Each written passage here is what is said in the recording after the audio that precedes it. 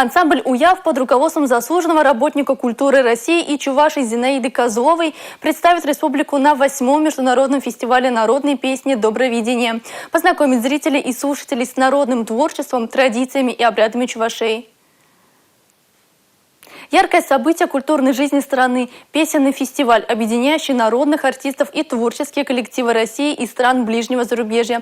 На одной площадке пройдет в Санкт-Петербурге с 9 по 11 июня. В 2023 году «Добровидение» объединит более 100 коллективов. Как проходит репетиция ансамбля в сюжете Надежды Морозовой.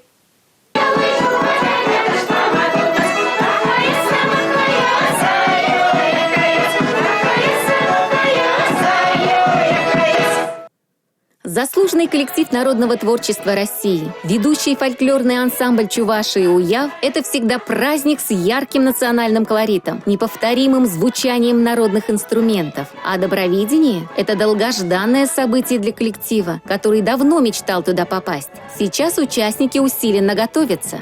Мы везем свой национальный чувашский репертуар, гостевые и плясовые такмаки.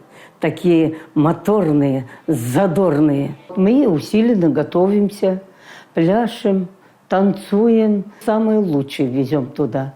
Мы рады, что туда едем. Я думаю, мы достойно съездим.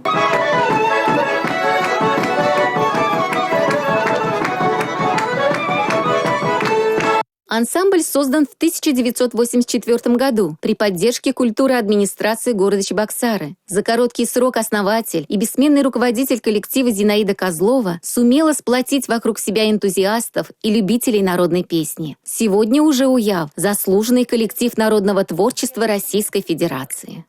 Заслушаешься, как песня льется чувашское слово. Репертуар богатейший, разнообразный. Гостевые танцевальные такмаки просто с ног сбивают всех зрителей. Это надо видеть. Столько экспрессии, энергии. Очень здорово, что там будут участвовать более 100 коллективов.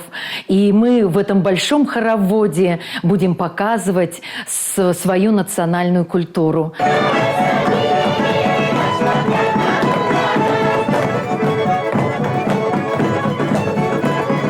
Участники коллектива – люди разных профессий. Я работаю в Чебоксарском техникуме транспортных и строительных технологий преподавателем.